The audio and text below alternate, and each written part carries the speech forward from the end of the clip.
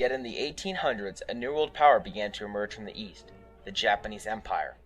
Armed with Western technology and training recently acquired from Western nations, Japan looked to the weak and unstable Chinese subcontinent for colonial gains to prove its newfound might. And in 1894, looking to control Korea, Japan declared war upon the nation of China. In a little over a year, the Chinese army and navy were crushed in a series of Japanese-dominated battles, and in 1895, China was forced to sign the Treaty of Shimonoseki, ceding Formosa and diplomatic control of Korea. While Japan continued to track towards modernization, the Empire of Russia began to move in on Far East Asia. Looking to expand its sphere of influence towards Korea, Russia used the Chinese Boxer Rebellion of 1900 as a pretext to send troops to occupy Manchuria, just above the Korean peninsula. Effectively occupying the area to promote Russian interests, Russia expanded its diplomatic influence on Korea and China, and eventually obtained a lease for the Liao-dong Peninsula on which Port Arthur lay. This course of action brought up fierce hostility between Russia and Japan, as both sides had a vested interest in the area. For the next 3 years, both sides tried to reach a compromise, but after no headway was gained, Japan delivered an ultimatum to the Russian government. If Russia did not withdraw its troops from Manchuria and recognize Japanese authority in Korea, war would be declared. Russia, determined to keep its only warm water port and sure of a quick Russian victory, refused the demands. On February 10, 1904, the war had begun. Although Russian spirits were high, it soon became apparent that its armies and navies were not prepared for war. Russian troops and sailors were undertrained and misled, and although Russia had a massive army ready to do battle, Russia's Trans-Siberian Railway, intended on being used for transporting supplies and reinforcements to the east, was understaffed and incomplete, making transport difficult. Meanwhile, Russia's navy was obsolete and was primarily based in Europe, and it would not be able to reach Asia for months. But despite these overwhelming obstacles Russia faced, it was confident that they could beat an upstart nation like Japan.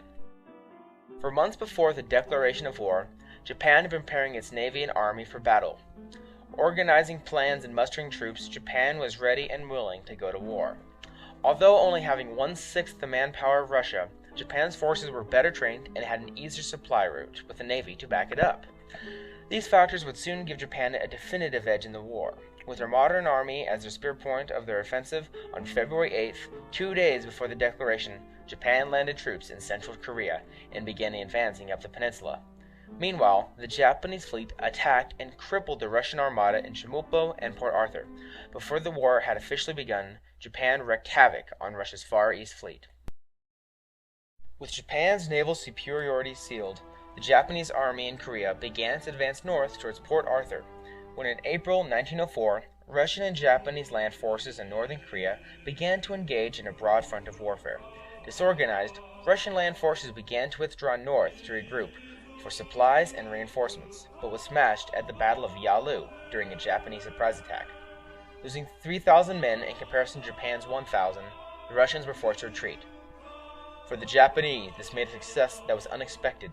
Spectators are still in doubt whether to marvel most at Russian carelessness or at the marching power of the Japanese infantry.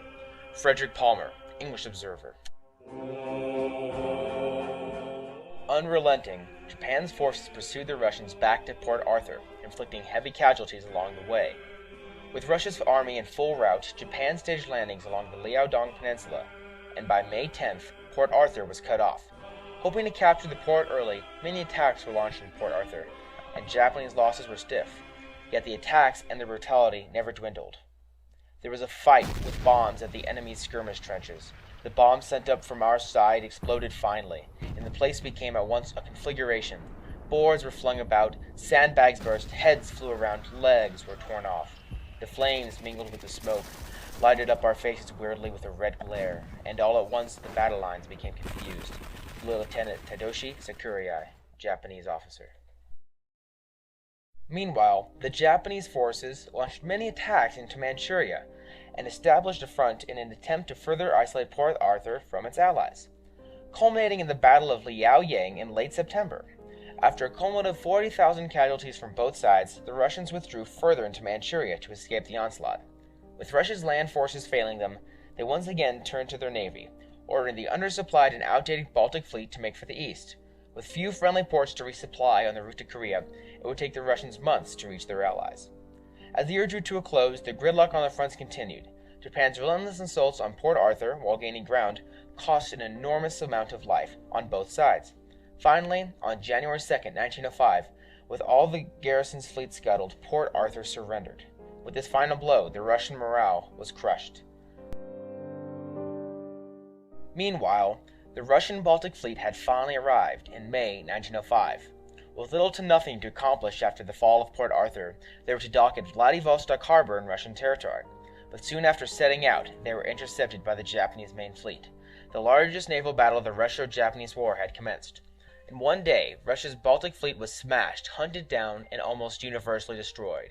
With over 10,000 casualties and their navy fully defeated, Russia was convinced that they were beat.